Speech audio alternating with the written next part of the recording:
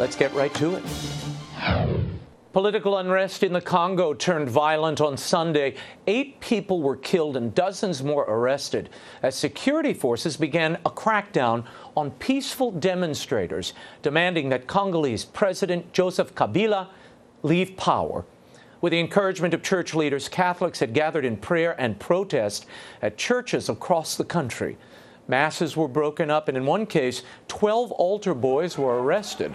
President Kabila still holds claim to the office, even though he is term limited, with his second term expired in 2016.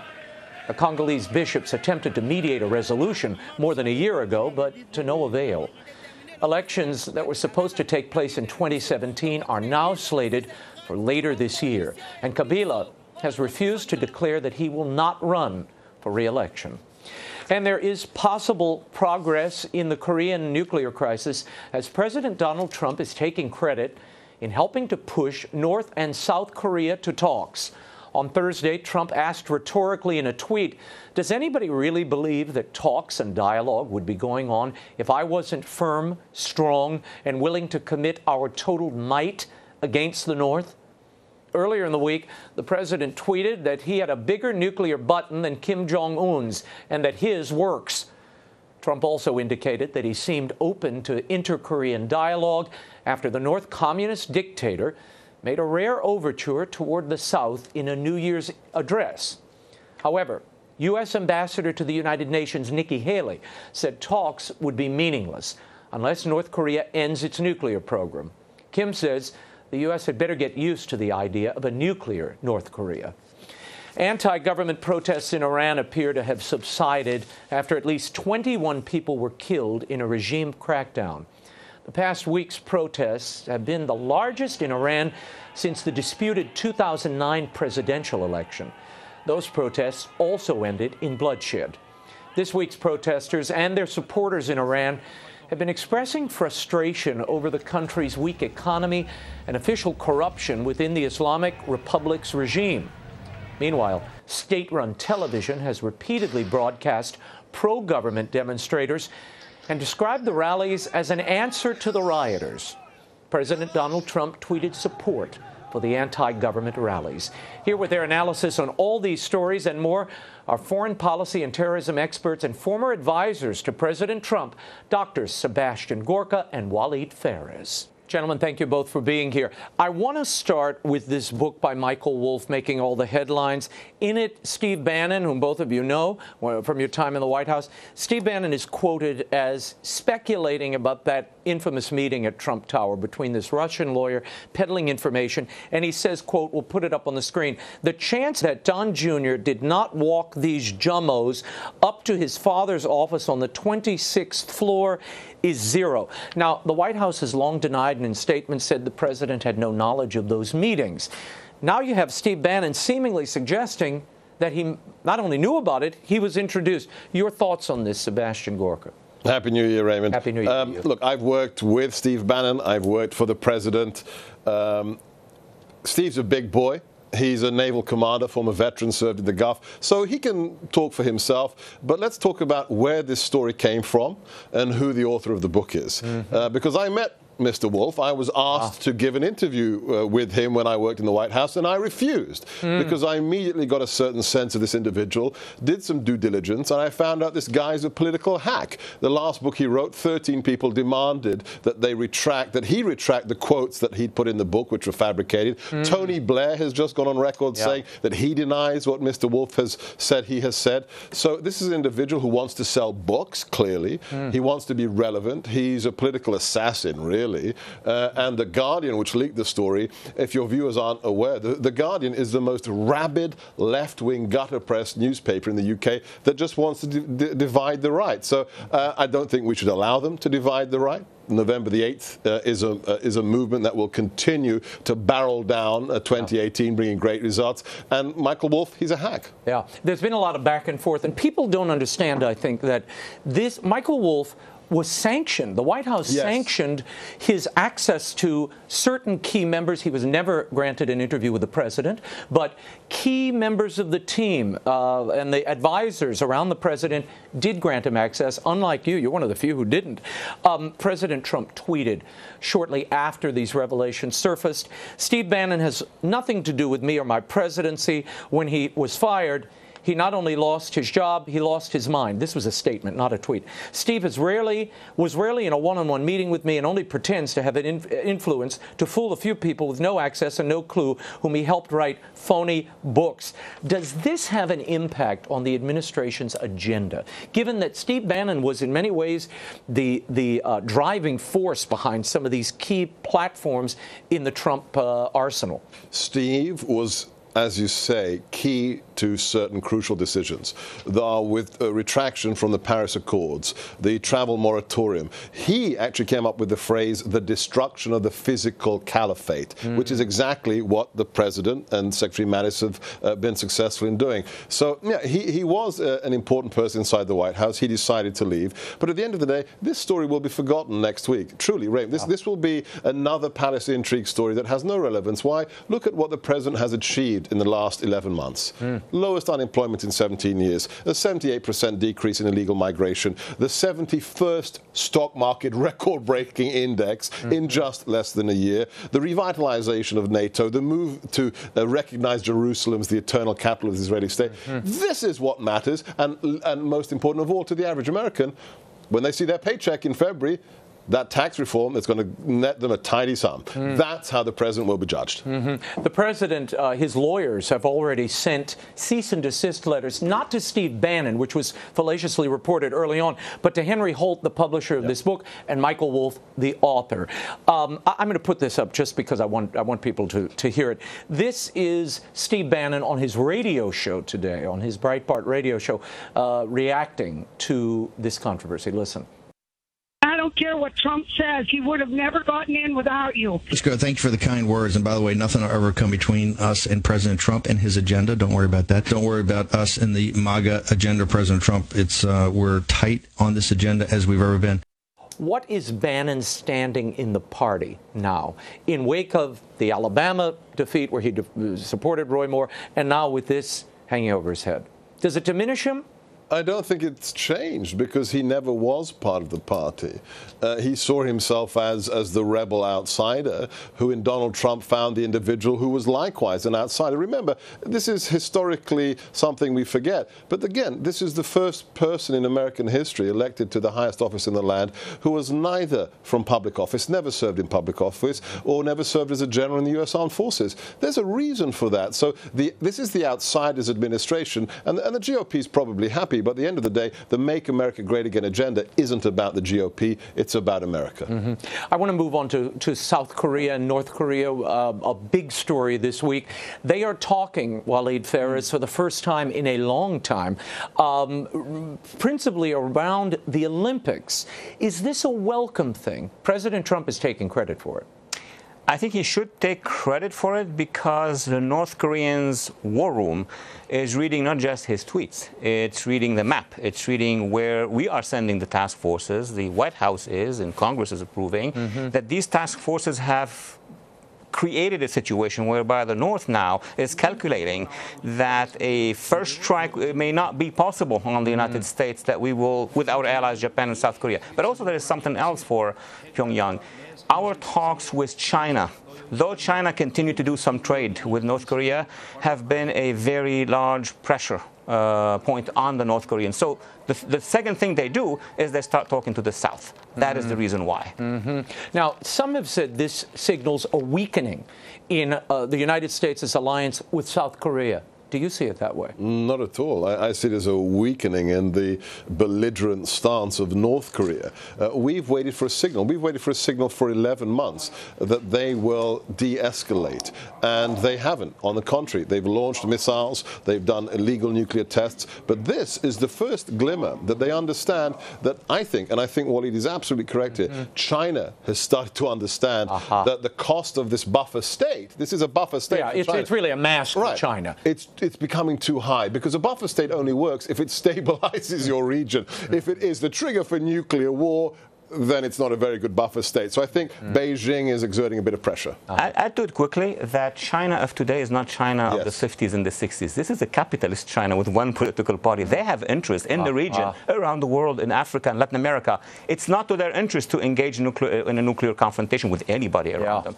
I want to share this with you. Kim Jong-un, the North Korean leader, on Monday, in his annual New Year's Day address, said that the entire mainland of the United States is within the range of our nuclear weapons, and the nuclear button is always on the desk of my office. They should accurately be aware that this is not a threat but a reality. Now, President Trump responded with his own tweet.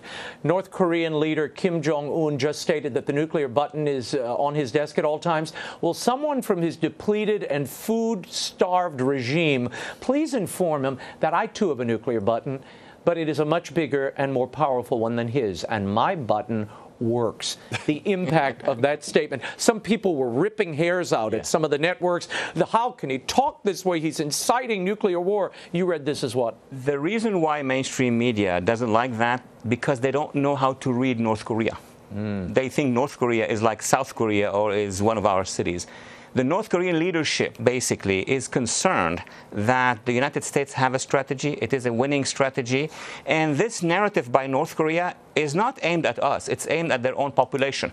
What's happening now in Iran is a major message to the North Korean regime. Which we're going to talk about in a moment. Go ahead, Sebastian. You have to love the president's style.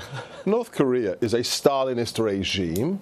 Let's take geopolitics out off the table. It's a bully. Little Kim is a bully. How do you deal with bullies? You bop them on the nose until they behave properly. This is a very clear message. Do not test us or you will be destroyed. And that's how you deal with bullies. Do you believe he has the warheads and the capability to reach the mainland United States?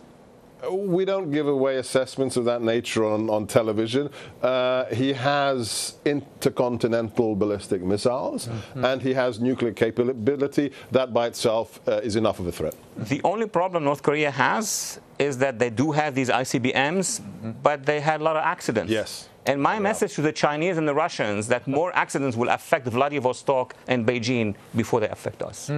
Let's talk for a moment. You mentioned Iran a moment ago, these protests breaking out everywhere. The president was very supportive of these protests. First of all, is this akin to the Green Movement of 2009? It seems a lot smaller, Walid. It is a mutation of the 2009. And the veterans of 2009, because we speak to their NGOs, understood that they cannot do a one big demonstration like the one they did in 2009 or in Egypt in 2013. Right. What they are doing right now is a multi-demonstrations across the country, which basically is disorienting the regime. By now, the regime should have deployed everywhere, but they're having problems in deploying all the units everywhere. They don't know which unit may not respond to the challenge. So is this the beginning of regime change there? Is this a revolution, or have the mullahs put it down? At the end of the day, in the cold light of day, unemotionally, you also always ask the most important question: who has the guns? The regime has the guns. But at the end of the day, if you can sow the seeds of doubt in the minds of the regime, that is a very, very good place to start. And also, it means what? The regime has to pull back its resources. It has been an adventure. It has been adventuring from Yemen to the tri-border area of Latin America. It has now overstretched itself, and now it has to worry about, is it secure back home? So even if it just pulls back its forces, that's good for Israel, it's good for America, it's good for all Western democracies. I wonder the impact, and I'd like both of you to get into this, the impact of the nuclear deal signed by President Obama. President Trump has been very suspicious of it. In fact, he tweeted the other day that Iran is failing at every level despite the terrible deal made with them by the Obama administration. And he goes on and on saying the great Iranian people have been repressed for many years.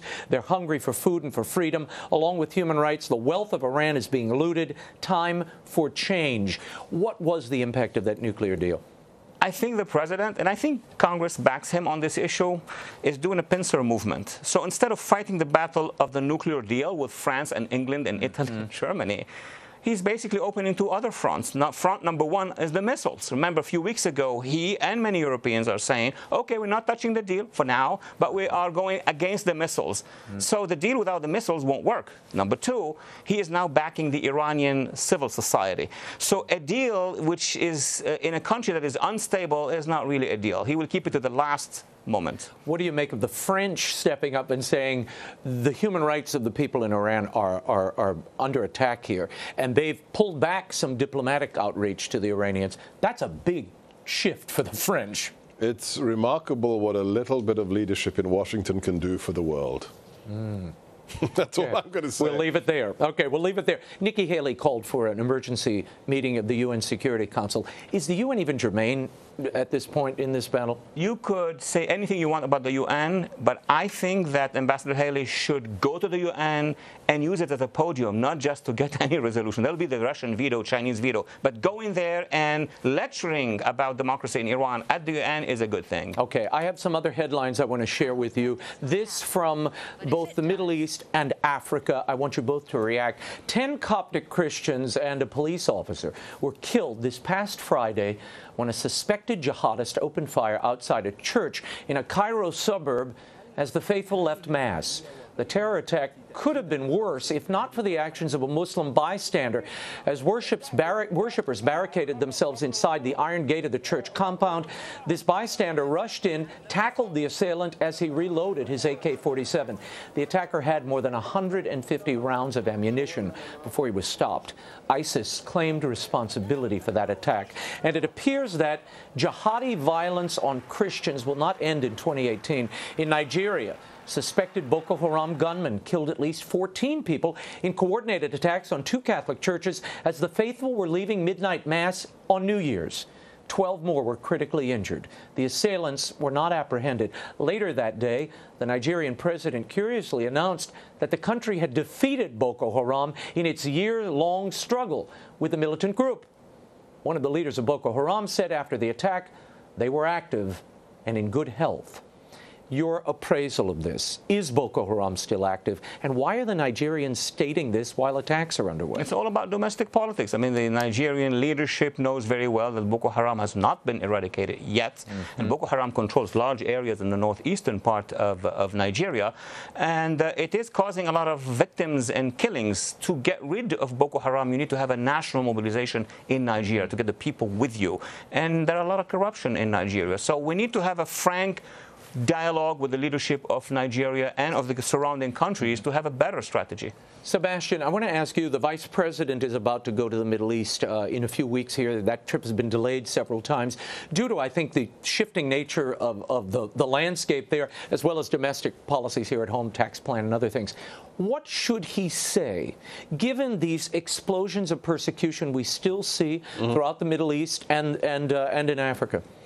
I wrote a book with a very simple message, Defeating Jihad, which I think will be echoed, hopefully, in the speeches made by the Vice President, that this isn't about individual actors. This isn't about individual groups. This is a global threat. This is an ideology that connects, whether it's Boko Haram, whether it's Bait al-Maqdisi in Egypt, whether it's Al-Qaeda, whether it's ISIS. This is a religiously fueled totalitarianism. It's not about Islam, because some of our best allies are Muslims, the Jordanians, the Egyptians, and so forth. But it is a totalitarian ideology, and whether it's in West Africa or whether it's on the streets of New York in a bicycle lane, it's the same enemy, and we must come together in a global effort, not just to kill terrorists. Killing terrorists is great, but at the end of the day, the victory will come when the ideology of jihadism is destroyed, just as we did it with communism under Thatcher, under Reagan. We must delegitimize it until it is shown to be a decrepit nullitude and collapses in on itself. When the black flag of ISIS is as reviled as the Nazi swastika, we will have won. And I think that's the message coming from the President's speech in Riyadh, in Tel Aviv, in Jerusalem, and hopefully from the Vice President as well.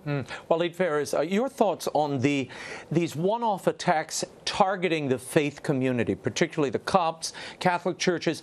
Why is that happening? And in a place like Egypt, once so tolerant of you had Christians and Muslims living side by side for generations, they are part of the original Egyptians. What's happened there? And what is happening? Well, look, Raymond, 2 points. Those who are attacking are maybe in the hundreds. They could be assessed in the thousands. There were 33 million Egyptians. 90% were Muslims who rose against the Muslim Brotherhood. So there is a majority of Muslims in Egypt who are moderate. But you still have that jihadist movement that Sebastian spoke about, and they on purpose target the Christian because of the ideology. They try to mobilize against the weakest segment of society. But what happened a few weeks ago tells us that they are frustrated, that is the jihadists. They attacked a mosque. In northern Sinai. That's right. And that is further shocking the Muslim moderates. I think, as Sebastian said, the battle is going to be ideological. They will be revealed and they will be actually pushed back against, not just by Christians, but also by moderate Muslims. I need to share something with you before we run out of time. At the top of the year, Pope Francis, in something rather extraordinary, he released a postcard with this image on it. And on the back of the postcard, it reads, "The fruit of war," and he signs it Francis. But as you can see on your screen, the front is a Nagasaki victim carrying his brother to a crematorium. Obviously, the Pope wishes this to be a message of peace. Are you concerned about the choice of image? An American photographer shot this, by the way. Your thoughts on what this might mean and what the intention is? As a cradle Catholic, I'm quite stunned.